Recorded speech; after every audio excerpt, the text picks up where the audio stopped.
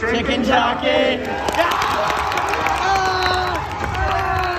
Sadly, that was not my theater's reaction, instead coming from my little brother's screening of the movie. So I'll say this first. This was an absolutely terrible movie. The story is non-existent, only one character kind of has an arc, and even then it's not that good, but he's the only one that actually goes through a change that was built up across the movie. And a lot of the acting was not good, to say the least. All that said, I had a very enjoyable time watching this movie. Yes, dear viewer, this is one of those it's so bad it's good type of movies, which from what I've seen seems to be the general consensus, because in terms of quality, this movie is absolutely awful. Like, way worse than the Super Mario movie and the Five Nights at Freddy's movie, which Mario movie was okay, but FNAF, I am still puzzled on people who say that's a good movie. I understand why it's liked, but woof, that was a rough one to sit through. Back to Minecraft, I kind of already went into the theater with the expectation that this movie was probably going to be fun, but for all the wrong reasons, and while that was true, it was still even more insane than I expected. Many of the film's really bad aspects ended up adding to the absurdity enjoyment of this movie. The film's really bad aspects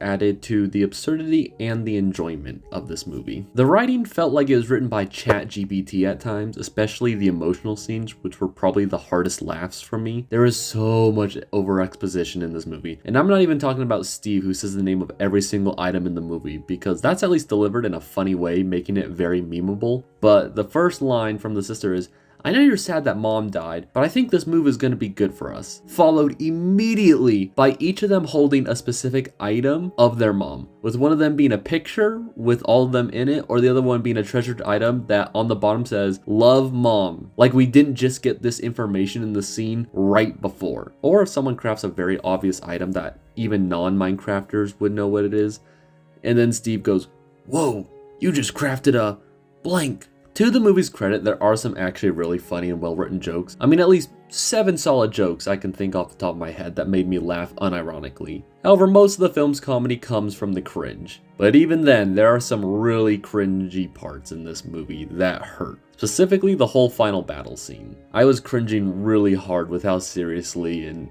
badass they were taking it. But the knife and tickling the gas joke were pretty funny. The editing was all over the place, where the way it was edited legit made me do a double take and think, did I miss a scene leading up to this? Despite never leaving the theater once, because that's what half the movie felt like. The main character, Henry, was such a bad actor. I get he's a kid, but his performance was so bad that I legit had to look up if this guy was a Nepo baby after watching the movie, and sure as shit, he was, so it explains so much. And his bad acting is not complemented by his lisp. A speech impediment does not equal bad acting, because all we have to do is look at the actor for Dustin from Stranger Things, who has been an incredible actor in each season despite being a kid and having his medical condition.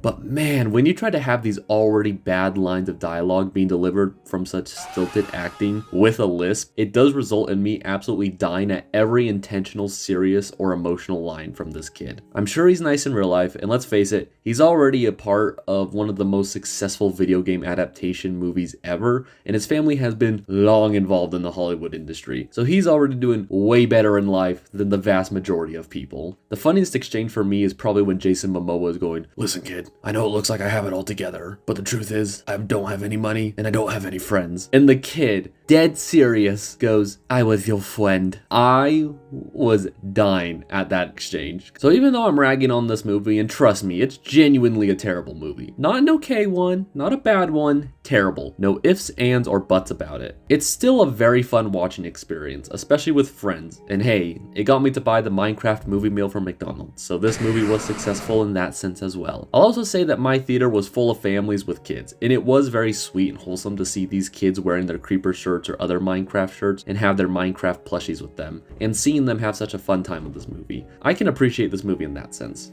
However, I can't help but feel that this movie falls so short of its potential. I accept this movie for what it is, a Hollywood production of a brain-rot telling inspired by Minecraft, and that's fine. Again, I had a lot of fun, and every single person I've talked to who hasn't seen it yet has gotten a, "I think you should go see it because it is a lot of fun. It's worth the price of admission" from me. But the whole time I thought, what if they actually tried to make a good movie and had confidence in this project? And I can already hear them now, but it's a kid's movie. What did you expect? Which is one of the laziest excuses excuses I've ever heard, because for one, it's only thrown around for bad movies, because I sure didn't hear anyone saying that when Puss in Boots 2 came out, or the good version of this movie, the Lego Movie. And the second point is that it implies you can't tell a good story with good characters revolving around a franchise that can appeal to everyone but is initially targeted for kids. And third, it also implies that kids don't deserve good storytelling, which is such a sad belief to have in my opinion. Everyone deserves to have access to good stories and to continue to have great stories told as they grow up. I mean, the Lego Movie did it, and that is hailed as one of the greatest animated movies of all time, and it's about a children's product that focuses on creativity and appeals to everyone, so there's no reason to think the Minecraft movie couldn't have the potential to do the same. Heck, Sonic 3 I believe is genuinely a good movie with some actually effective and powerful emotional scenes. Sonic the Hedgehog. As a person who enjoys Minecraft and has played it for years, part of me wanted to come out of this movie saying, what a great story with great characters. I knew that wasn't realistic, but it was that hope in the back of my mind. My friend, after watching this movie, said they were self-aware to make some jokes, but they weren't self-aware to actually have good writing, which is probably the best way to describe this movie. They still had time dedicated to characters no one cares about, and tried to play out these emotional scenes with sincerity, which when they did, I legit thought, no,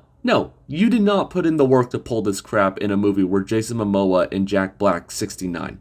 Shut up. I don't know. I mean, I've accepted this movie for what it is, again, which was a very fun watching experience, which I would recommend to others, but I still wish they at least tried to make a good movie. My name is Cameron, spank all those buttons, stay safe out there, and I will see you all later. Bye-bye.